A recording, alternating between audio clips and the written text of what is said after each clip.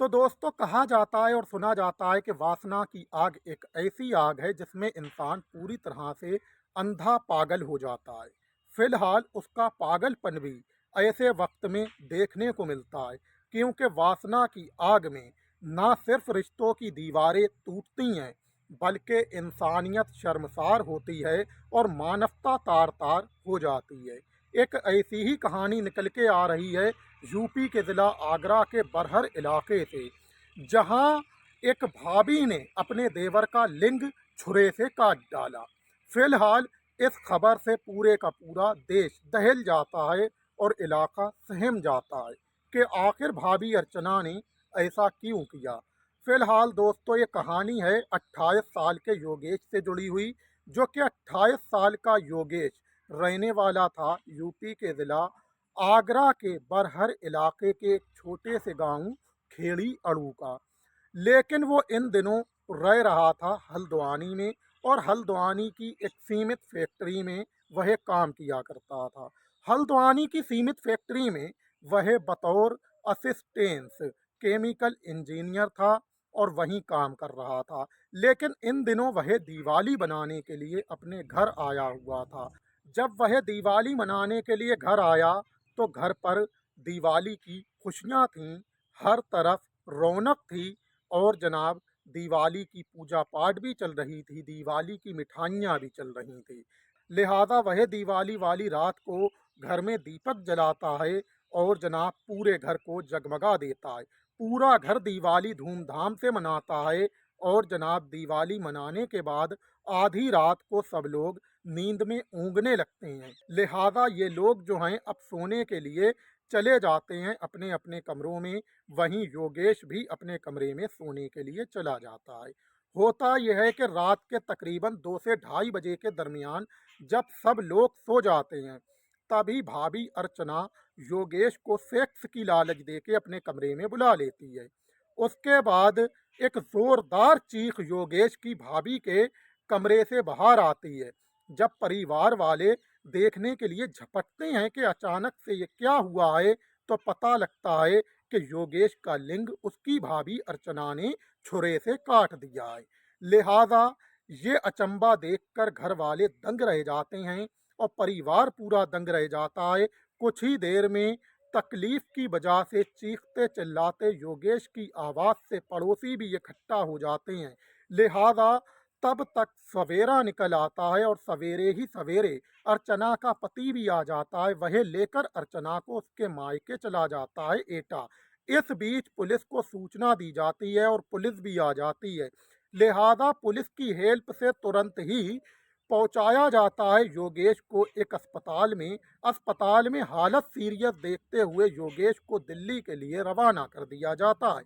दिल्ली के एक हॉस्पिटल में इलाज चल रहा है योगेश का।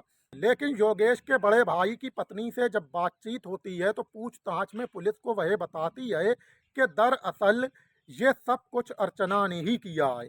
लिहाजा जब मीडिया योगेश के बड़े भाई की पत्नी से सवाल जवाब करता है, तो मीडिया जब सवाल पूछता है कि ये सब कुछ कैसे हुआ और क्या हुआ, तो योगेश की बड़ी भाभी मीडिया को भी बताती है कि दरअसल ये सब कुछ अर्चना ने किया है, क्योंकि अर्चना घर में कह चुकी थी कि शादी उसकी बहनों से की जाए।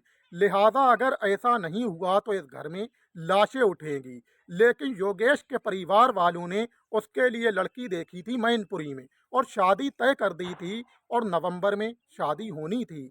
लिहाजा योगेश जो है हल्द्वानी की एक सीमित फैक्ट्री में नौकरी कर रहा था और वहीं था। लेकिन दिवाली पे वह दिवाली मनाने के लिए अपने घर आया था।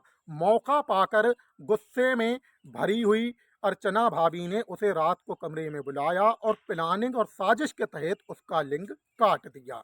ये बताया योगेश की बड़ी भाभी ने पुलिस को भी और मीडिया को भी।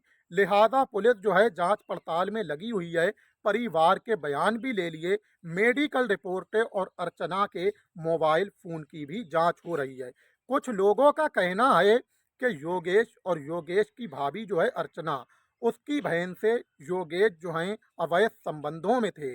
लिहाजा पहले तो ये अवैध संबंध बनाते रहे, और जनाब बाद में धीरे धीरे योगेश जो हैं अलग हो गए। लेकिन भाभी अर्चना का कहना था कि शादी उसकी बहन से ही होना चाहिए। लेकिन योगेश के परिवार वालों ने उसकी शादी मैनपुरी में तय कर दी थी। कुछ लोगों का कहना है कि योगेश अपनी भाभी अर्चना की बहन के साथ अवैध संबंधों में थे, लेकिन कुछ लोगों का कहना है ऐसा कुछ नहीं था।